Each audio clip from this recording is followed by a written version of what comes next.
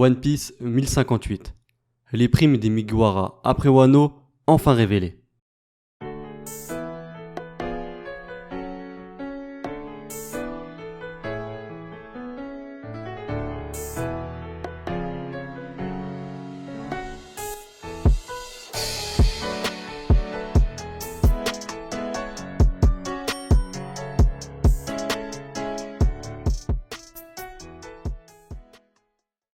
Ça y est, c'est bon. On a enfin une nouvelle prime des Mugiwara. Et franchement, je pense que ça va faire débat, hein. Déjà, ce que je tiens à dire, c'est que je vais juste survoler, entre guillemets, tu vois, les primes des Mugiwara. Mais je te ferai des vidéos qui leur seront entièrement consacrées. Ça veut dire que je ferai une vidéo où je te dirai est-ce que la prime de Sanji est-il méritée? Est-ce que la prime de Nami est-elle méritée? Je pourrai détailler en détail. Là, je te parlais du chapitre dans son ensemble. Donc, si tu me dis ouais, pourquoi t'es pas rentré dans les détails en expliquant pourquoi t'aimes ou pourquoi t'aimes pas, c'est parce que je le ferai dans une vidéo qui sera entièrement dédiée au personnage en question. Et je sais pas si t'es comme moi, mais franchement, je kiffe de ouf savoir les nouvelles primes en fait. Je sais pas pourquoi, mais j'ai toujours kiffé ça dans One Piece. Et quand c'est par rapport aux nouvelles primes des Mugiwara, bah là, ça me fait encore plus kiffer parce que c'est des personnages qu'on suit depuis longtemps. Et ça fait du bien en fait de savoir quelle valeur en fait la marine et le monde leur accordent. Parce que nous, on peut avoir une perception du personnage parce qu'on sait ce qui se passe réellement. Concrètement, concernant l'équipage, on sait leurs actions, on sait ce qu'ils ont pu faire et ne pas faire. Mais voilà, la marine, ils sont pas au courant de tout. Donc, des fois, on peut dire que leur critère de notation peut être un peu biaisé en fait par le fait qu'ils sont juste au courant des gros faits. Mais des fois, ils réalisent de grandes choses dans des conditions parfois assez discrètes et assez confidentielles. Donc voilà, faut pas prendre pour valeur comptant la prime que les membres de la marine ils leur attribuent. D'autant plus qu'il faut que tu saches un truc, c'est que la prime, elle n'est pas forcément représentative de la puissance en fait du pirate en question. C'est ça qu'il faut que tu comprennes. Il y a beaucoup de choses à prendre en compte, hein, tu vois, comme la dangerosité, les actes commis, tu vois. Il y a aussi la valeur du capitaine, parce qu'en fait, plus le capitaine il est fort en fait, et plus les primes elles sont réparties de manière un peu plus haute. C'est comme ça, c'est par rapport à la réputation du capitaine, par rapport à ce qu'on a réalisé, par rapport à beaucoup de choses, tu vois. Donc, c'est pas parce qu'il y a un pirate qui a une prime plus faible qu'un autre qu'il est forcément plus faible. C'est juste ça que je tenais à dire. En tout cas, voilà, les primes des Mugiwara, on en a pas beaucoup dans le manga. Tu vois, on a dû les avoir 2 ou 3 fois, c'est tout. Franchement, c'est tous les 5-10 ans qu'on a l'apparition des nouvelles primes des Mugiwara. Et donc, si t'es prêt, je vais te les présenter. On a la prime de Chopper 1000 berry. Et franchement, je sais plus où j'avais vu ça, mais je sais que les membres de la marine, en gros, ils minimisent en fait, ils prennent pas au sérieux la puissance des mix. Je sais pas pourquoi. Même pour Beppo, c'est la même chose. Beppo, il a une petite prime. En fait, je sais pas. C'est bizarre parce que les mix sont ultra cheatés, sont ultra forts. Mais la marine, ils prennent pas d'attention en fait concernant la dangerosité qu'ils peuvent véhiculer. Après, tu vas me dire, oui, mais c'est peut-être parce qu'ils ont des têtes en mode d'animaux gentils comme le panda et tout. Ouais. Mais ils peuvent aussi se dire que c'est des logas par exemple, même s'ils savent pas que c'est un mix. Et donc il y a des logas, tu vois, comme X-Drake et tout, ils ont des têtes de dinosaures et tout, mais ils ont des grosses primes. Donc je comprends pas en fait, voilà, leurs critères de notation concernant les mix, parce qu'à chaque fois ils leur donnent, en plus c'est même pas un mix Chopper, tu vois, mais je pense qu'ils le prennent comme tel, ils le prennent même pas comme un zone, d'ailleurs. Et bon, c'est vraiment bizarre, j'espère qu'un jour on verra Chopper avec une énorme prime, parce qu'il le mérite franchement. Ensuite on a Nami avec 366 millions de berry. Et c'est hardcore. C'est hardcore, elle a commencé avec 16 millions de berry. Et c'est là en fait que tu te rends compte que les Mugiwara ils ont vraiment évolué, tu vois. Que ce soit de leur aspect physique, concernant Nami. Non mais, concernant, tu vois, leur aspect psychologique. Ils sont plus les mêmes qu'au début. Et franchement, c'est vraiment émouvant de savoir que Nami, elle a une prime supérieure à celle de Luffy après les actes de Enies Lobby, tu vois, quand il avait 300 millions de berry. Après, pour moi, elle le mérite. Mais bon, je te parlerai de son cas quand je ferai une vidéo qui est entièrement consacrée sur sa prime. Ensuite, on a Brook, 383 millions de berry. Franchement, je suis déçu. Je t'expliquerai pourquoi, hein. Je suis vraiment déçu parce que pour moi, il mérite beaucoup plus, c'est tout ce que je peux te dire. Mais je t'expliquerai ça en détail. Et ce qui est bien aussi, ce que je voulais dire, c'est que les membres de la marine, à chaque fois qu'ils ont attribué la prime, ils ont aussi attribué le statut en fait qu'ils ont dans le navire de Luffy. Parce que maintenant que c'est un empereur, ils attachent beaucoup plus d'importance au rôle qu'ils peuvent jouer en fait. Parce que maintenant que Luffy est considéré comme l'un des 4 empereurs, ils savent que chaque membre qui compose cet équipage, il possède un rôle important et qui a justement permis à Luffy de devenir empereur. C'est pour ça qu'à l'époque, ils calculaient pas de savoir, oui, vas-y, à la limite, ils faisaient juste Zoro le chasseur de pirates, mais ça allait pas plus loin. Là maintenant, ils ont réussi à attribuer à chaque Mugiwara un statut qui leur est propre en fait, de par le rôle qu'ils peuvent avoir au sein de cet équipage. Et je trouve ça assez intéressant. Ensuite, on a Franky avec une prime de 394 millions de berry. Et ça me filme parce que il avait sa prime, c'était le Shogun, tu vois, le gros Shogun. Maintenant, c'est le Sunny, tu vois. Mais je trouve ça intéressant que ce soit le Sunny, entre guillemets, qui possède une prime. Parce que voilà, si le Sunny devait poser une prime, il possédait une prime et une affiliation, bah c'était forcément dû à Franky, parce que c'est lui qui a créé le bateau. D'autant plus que le Sunny, je pense qu'il nous prépare de très très grandes choses dans le futur, et donc de savoir que, entre guillemets, le Sunny, bah, il possède une prime, on va le prendre comme ça, moi je trouve ça assez marrant. Ensuite, Usopp avec une prime de 500 millions de berry, il est connu comme le canonnier de l'équipage, là c'est officiel. Je me rappelle quand je regardais la VF, on lui avait attribué, c'était à Alabasta, quand il parlait, il présentait les membres de son équipage à Ace. Il y avait dans certains doublages, on disait que Usopp c'était un menteur professionnel, d'autres un sniper et certains un canonnier. Là c'est officiel, c'est un canonnier. Je suis un peu dégoûté parce que même si c'est vrai que Luffy il avait officialisé le fait que Usopp il était devenu canonnier, je sais pas si tu te souviens, mais à l'époque, Luffy il essayait de tirer au canon et Usopp il a eu de la chance, il a réussi à détruire la montagne, tu vois, la sorte de petit rocher.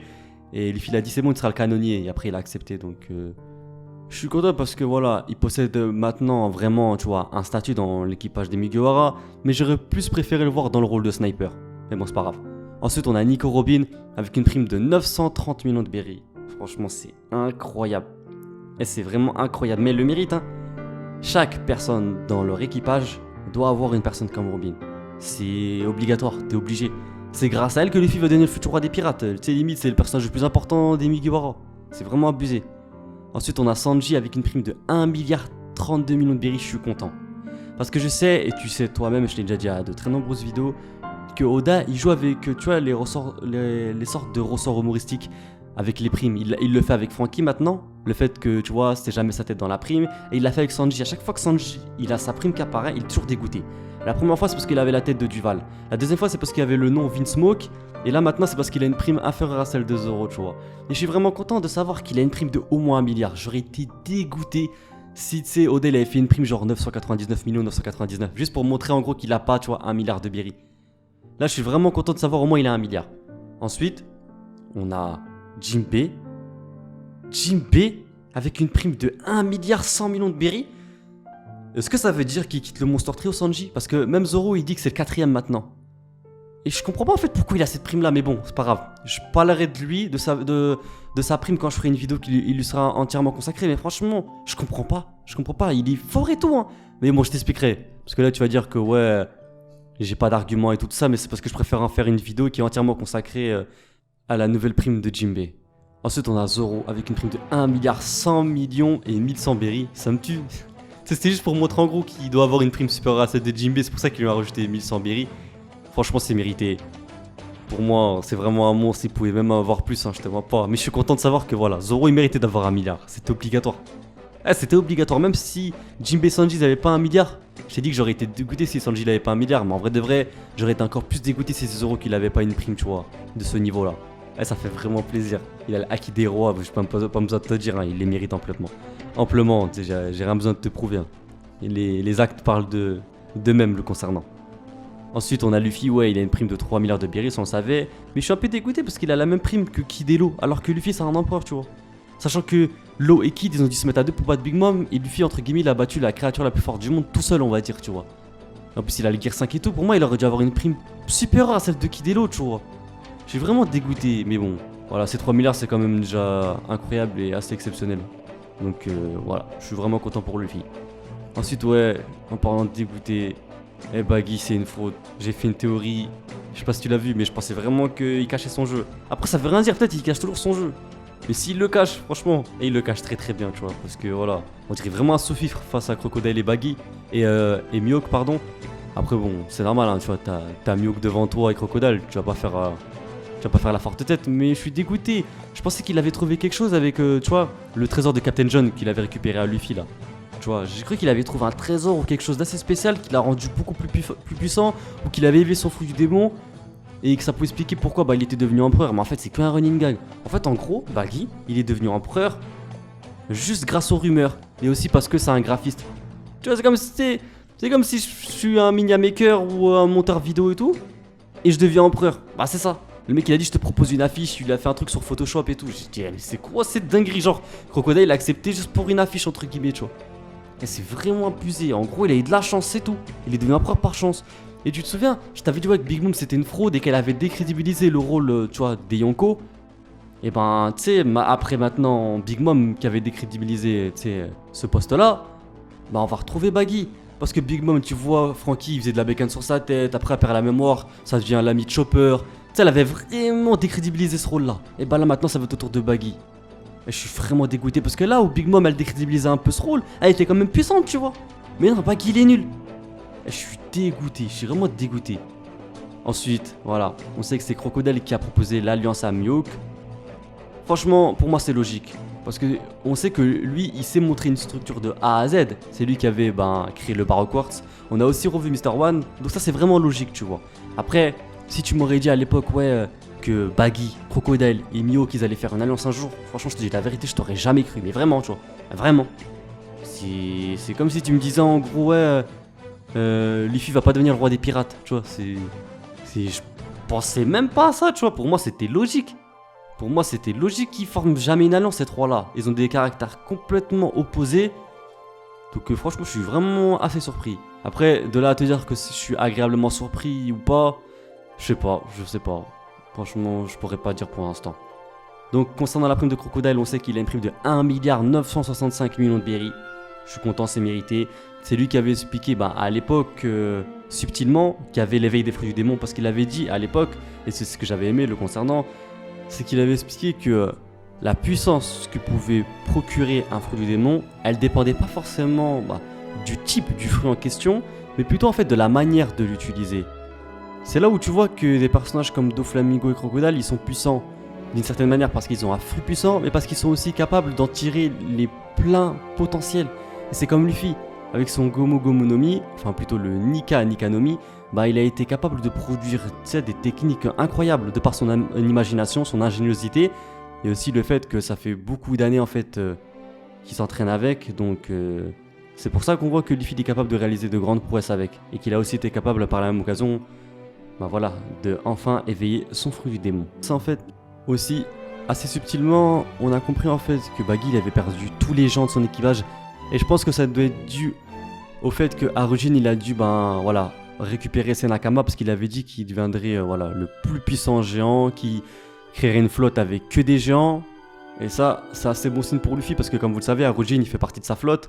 D'ailleurs, ça a été dit qu'il est à la tête d'une flotte de plus de 9 capitaines. Et donc si Harujin il commence à récupérer tous les géants, franchement, je pense que Luffy il aura un sacré équipage à la fin. Et pour finir, on retrouve les révolutionnaires qui ont réussi à s'enfuir en fait de Marie-Joise, en tout cas surtout les commandants. On apprend aussi que Sabo il est pas mort de la part de Koala, donc ça fait vraiment plaisir. On avait aussi une petite discussion entre Dragon et Kuma. Kuma franchement il fait vraiment de la peine parce qu'il s'est sacrifié toute sa vie pour le bien entre guillemets du peuple, tu vois, parce que les révolutionnaires sont là pour le peuple. Alors là c'était assez surprenant parce que Dragon il a dit que si Sabo il avait tué Cobra, il déciderait de le tuer directement. Et donc par rapport à ça on peut en déduire que Cobra et Dragon, ils possèdent à mon avis peut-être une sorte de lien, je dirais pas fraternel, mais au moins de respect et d'amitié. Eh ouais, tu crois que j'allais finir ce chapitre comme ça? Oui, mais Yasuko, Vista est plus fort que Mihawk. Qu'est-ce que tu racontes? Allez, casse-toi de là! Eh, je te l'avais dit, je savais. Quand j'ai fait la vidéo, Mihawk il est fort que Vista me parlait pas. Ça aurait dû être ça le titre carrément. Me parlez pas les pros Vista, qu'est-ce que vous me racontez? Il a une prime de 3,590 milliard de berry, plus que des empereurs. Sa prime elle est supérieure à celle de tout l'équipage des Mugiwara. C'est un monstre et c'est mérité. Qu'est-ce que tu me parles de Mihawk? Ça a été dit en plus que c'est un meilleur escrimeur que Shanks. Qu'est-ce que tu me parles de Vista? Mais tu sais que vous êtes des malades, hein. C'est que moi je suis content que Oda il a fermé des bouches. Il a fermé des bouches. Ouais, mais Yasuko là, t'es bizarre, tu t'es transformé. Eh, je m'en bats les steaks. Au début, je parlais gentil avec toi, là, je vais te dire les termes. Eh, t'es un malade, Comment tu me parles de Vista plus fort que Mihawk? Mais vous êtes des ouf. Eh, oui, transpirer, Mihawk. Il a transpiré quoi? Il a rien transpiré. Eh, il a fermé les pros Vista, me parlait même plus.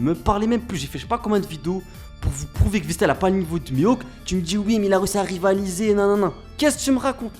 Là maintenant il y a la preuve. Maintenant j'espère que tu vas plus parler des Pro Vista en PLS.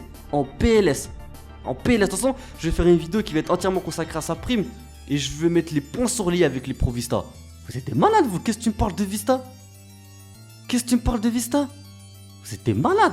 Il s'amusait avec Vista, il était pas sérieux hein. 3 milliards 590 millions de berry. Après je le trouve assez mystérieux parce qu'il a dit que lui il aspirait une certaine tranquillité. Mais vu sa puissance, il a pas besoin de rejoindre une organisation pour être entre guillemets tranquille. Parce que ce soit au niveau de sa prestance, de sa puissance, je pense que déjà de fait, il doit pas avoir beaucoup de chasseurs, tu vois, qui pourraient se permettre de l'attaquer. En plus, apparemment à l'époque on l'appelait le chasseur de marine, tu vois. Et c'est assez marrant parce qu'on peut faire le parallèle avec Zoro, qui est entre guillemets considéré comme le chasseur de primes. Tu vois, les deux c'est des chasseurs à leur manière. Et voilà, c'est Mihawk en fait qui doit être à mon avis à l'initiative du fait que maintenant les membres de la marine ils possèdent des primes sur leur tête. Je pense que c'est lui qui a dû introduire cette idée là, puisqu'il était considéré comme le chasseur des marines. Mais franchement les gars, sans flotte, sans équipage, il n'y a que des macaques, dans son équipage. Il n'y a que des macaques, avec des Wistikram. Que avec ça, le mec il a réussi à avoir une prime digne d'un des meilleurs empereurs. Et c'est vraiment abusé. En plus, limite, c'est lui qui voulait même pas devenir empereur. C'est pour ça qu'en plus, tu sais, je pense qu'il fait pas beaucoup d'efforts pour avoir cette prime-là. Sinon, il aurait pu commettre des exploits incroyables. Mais c'est lui qui préfère rester caché et ne rien faire. Et même avec ça, il a une prime de cette taille-là. Et c'est hardcore. En tout cas, voilà les amis, cette review est terminée. J'espère sincèrement qu'elle vous aura plu. On se retrouve très bientôt pour la suite des fanfictions de Ino SI et de Zoro X Robin. On se retrouve aussi pour mon analyse concernant chaque prime. Et les amis, comme d'habitude, je compte sur vous pour vous abonner. Activer la petite cloche de notification, c'est vraiment important parce que je sors des vidéos tous les jours. Donc il faut vraiment que tu sois à l'affût par rapport à ça. Amusez sur tous mes réseaux sociaux, Instagram, Twitter. Franchement, je compte vraiment sur vous. Je suis aussi sur TikTok, Twitch. Bon, je suis partout, mais je compte sur vous pour me suivre. Lien dans la description. Tu peux me soutenir sur Tipeee en me donnant 1 ou 2 euros. Ça me permettrait d'investir sur la chaîne et ça me permettrait de soutenir. Donc ça ferait vraiment plaisir. Moi en tout cas, je te souhaite une bonne matinée, une bonne journée, une bonne fin de journée, une bonne fin de matinée, ce que tu veux. Mais je te dis à très bientôt en tout cas pour de prochaines vidéos. Ciao!